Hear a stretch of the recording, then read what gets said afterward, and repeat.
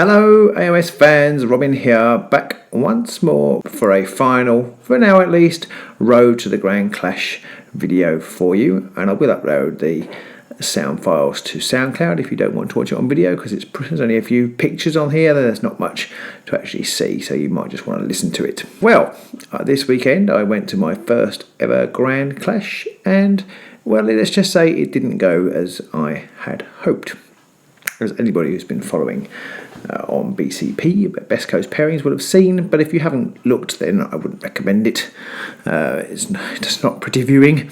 Anyway, I'll start off. I'd like to say a huge thank you to everybody I met and to my opponents. I met lots of lovely people, which was really nice. I felt very at home in the scene, had a great time up at Warhammer World. My opponents were all lovely to a man, even the Thundrix player who ground me into the dust and just watched as even him, while he was grinding me, all of my dice went awry and he couldn't see what was going on in the cards, and that was even worse.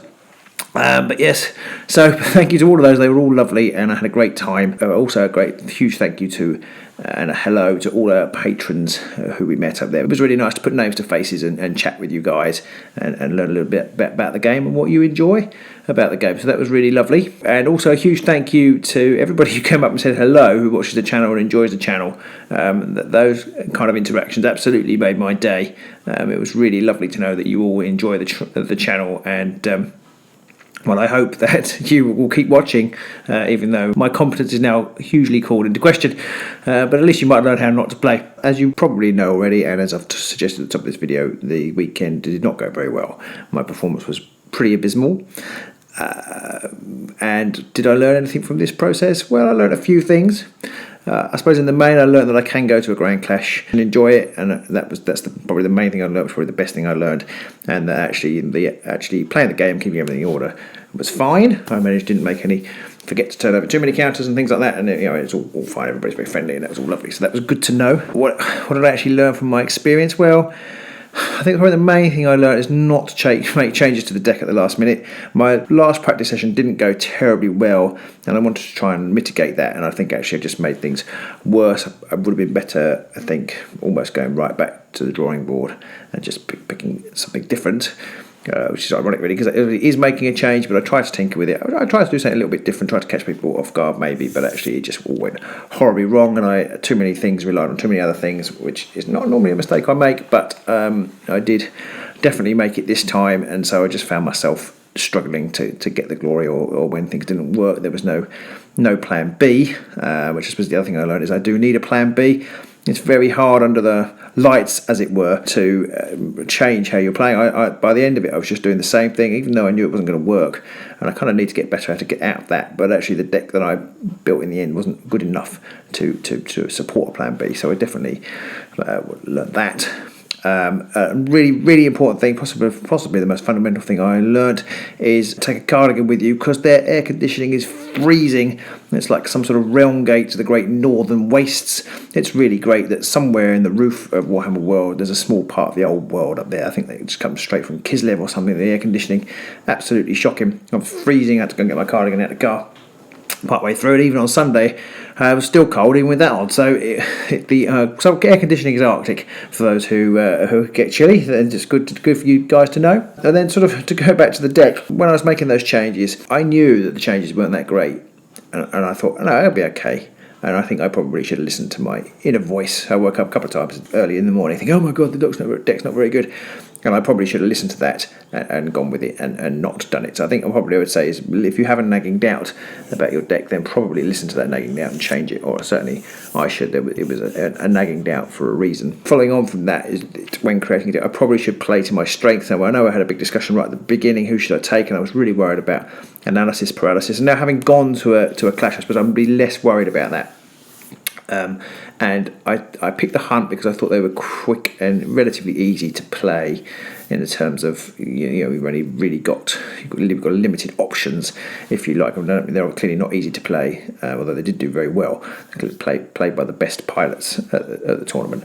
They're clearly not easy to play, but actually I think they don't suit my play style. I think that's what I'm trying to say. I probably should have gone with the Eyes of the Nine. There's a bit of shenanigans and trickery in there, which I quite like. I quite enjoy that, and I probably should have played true to myself rather than trying to play to limiting myself, if you like. I should have had confidence in my own abilities to do something with a more complex warband. That's not quite right, but I think you guys know what I'm trying to say. I think I tried to simplify it too much so that I wouldn't get stressed on the day, and actually I ended up playing something that wasn't true to myself, and then I couldn't what I built I couldn't then change to do anything different. Okay, now some sort of positive things I suppose I've learned is that I was pretty scared in the run-up. I've talked about the anxiety, which the anxiety thing didn't really manifest itself, which was great. I think going with Pete really helped, and I met some patrons before we started playing, and that was really nice to kind of just relax into the game. And my first opponent, Daniel, who went on to do really well, he was really nice, and he kind of eased me into it, and it just went really well. So that was really good. So I would say if you are sort of being held back, and I know different people have anxiety in different ways, and it's not always that easy, but yeah, sort of do. If you think you'd like to try it but you're worried about it, then just go for it, because everybody was really nice. And okay, you might end up 80th out of 83 or whatever it was, 82, but it's, you know, I had a good time and I've learned stuff, and I will come back and hopefully do better. Maybe I can get 79th next time. You never know. And another really great thing I've learned is, I don't want to talk too much about it, but my son does suffer from anxiety a little bit, and I struggle to relate to that sometimes, but actually playing this, I've really kind of related to how he feels, and even though I've got the experience, and I can say, and I know that it'll be okay when I get into it. He doesn't, but he doesn't. He thinks it's going to be awful, and I can maybe help him a little bit with his own issues, because I've seen it a little bit from his side, and sort of more flippantly, I'm now the living embodiment of it's the taking part that counts. My kids had sports day last week. Their team lost by 2 points, and they were both distraught. And I was sort of saying, well, it doesn't really matter. It's the taking part. But I am actually now the living embodiment of that. That actually you can have a great time and still be hammered into the ground. So will I be back? Well, I'm going to have a couple of weeks off. Underworld, because we've got a Blackstone Fortress game coming up, and I think we can't meet the week after. So I'm going to have a couple of weeks off and go back to the drawing board. It was a bruising encounter. My ego is dented. I thought I was a reasonably good player of the game, and I don't feel like that at all now. But if time allows in the future, I would love to do it again. I think I probably need to play some more local games to try and play other people. And one of the issues I had was actually, I think, I built a deck, or my deck building style is very much equipped to beat Pete, and the way Pete plays, and of course I played lots of people who, funny enough, they don't play like Pete, and so things that would normally be useful or work just didn't have any opportunity to do them. So that was only a small thing really, but I think it was tailored a little bit to beat my usual opponents. I do need to get out of my box a little bit more. I mean, that's how we did play Simon. Actually, the deck I played against Simon, things went much better than the deck I ended up taking. So anyway, that's the lovely benefit of hindsight. But yeah, I will be back. I do want to play more tournament games. I did enjoy it. I did enjoy playing other people. I'm not sure we'll be back for the next Grand Clash, but maybe if there's one at the beginning of 2020, which seems a bit scary close now, then hopefully we can turn up again. And like I say, maybe we can. I suppose I was in the bottom quarter. Maybe I can reach the third quarter next time, and then maybe the second quarter after that. And who knows? Maybe one day I could hit the first quarter.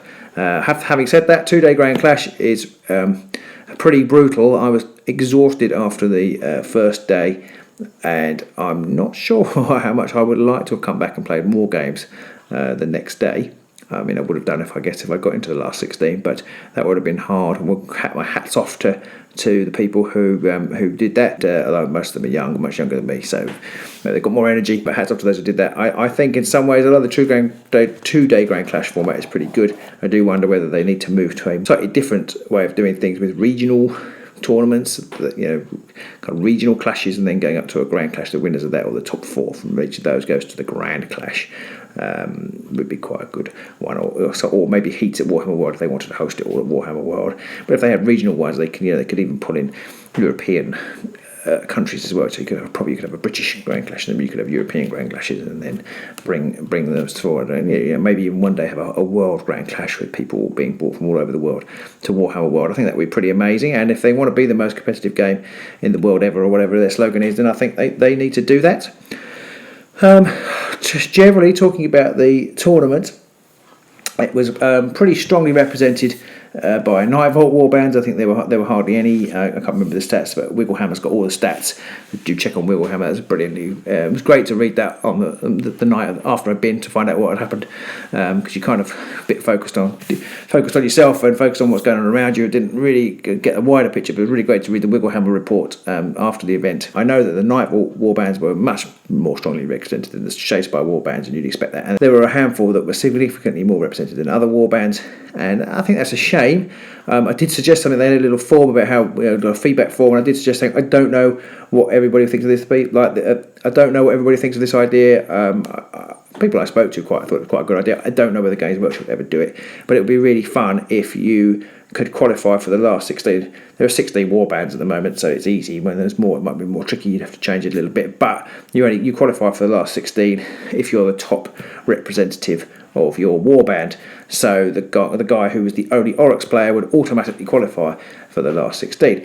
Now, this would mean that the top pilots, if you like, would have to try and outthink one another to which warband they were going to take. Now, it could be a little bit unfair. It means you might exclude some really good players if they both happen to decide that Steelheart's Champions were the warband that fewer people are going to represent.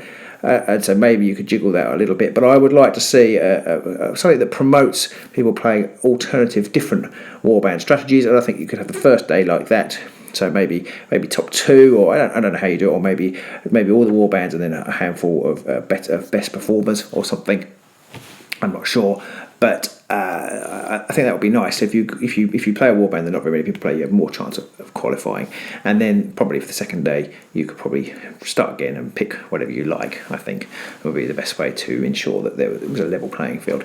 But there you go. So that's a random idea I had. I think it would be quite good fun to do, and I say it would be nice to give more representation. There were no Garrick's Reavers there, I don't think, no Steelheart's Champions there, I don't think, which is a shame because those guys, they started Shadespire back in the day, those two, with their blood offerings and their eternal champion things, and so it's a shame that they're fallen out of favour.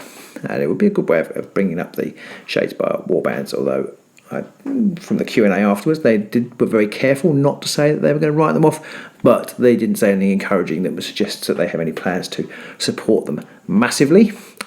So there you go. That's kind of my wash up of the event. Like I say, I kind of really apologise for playing so badly. My deck at the end was just wasn't good, but I didn't find that. That was a bit of a shame. I kind of realised in 2 games in that the deck I've made mistakes, and obviously there's no opportunity to change it, which is fair enough. But I kind of thought, oh goodness me, I've got to play another 3 games with this, and it's not optimal. It seems to be pretty good against Curse Breakers. Actually, I did actually win my game against one set of Curse Breakers, and I did take a game in the other game against Curse Breakers. So it was okay against Curse Breakers. So that was it. Really, that's all I wanted to say. If you've got any questions, then do put them in the comments below. It was really great to meet loads of people from the community. Really enjoyed meeting people, famous people, if you like, from the community. That was really great, and other people who I've seen on Facebook. It was really nice to put names to faces and kind of know who they are, which was really lovely. And one thing I did forget to mention was that our team won the quiz. Yes, our team won the post game quiz, which was very exciting. Got a free drink, which to be honest is probably better than the alternate art card I would have got for finishing in the top 64. Got a free drink to use on the next day in Bugman's, so that was really good. And I really enjoyed that. So thanks to all my team members for that. One of the rounds involved puns, which is probably my secret superpower, is making terrible puns. So it was really good to be able to spot some terrible puns in that. I enjoyed winning the Underworld themed quiz, and we all have our talents. So I think in the quizzes now, I've won one of my last 3 quizzes. So there we go. Maybe I should go to the quiz Grand Clash. That wraps up really. If you've got any questions, if you've got any comments, then do put them in any questions. I'll try and ask them on Facebook or YouTube here. I have hopefully, I haven't actually obviously put the pictures to this yet. I've hopefully put a little picture of me that Pete took of me thinking with a few captions. If you can think of an amusing caption for the photo, then do chuck it in the comments, and you can can win the warm glow of knowing that you made me laugh if you've put the best one. So until next time, when I may venture back into the Mirrored City, or I may just sit in the corner blubbing into my cards, we will see you soon. Bye!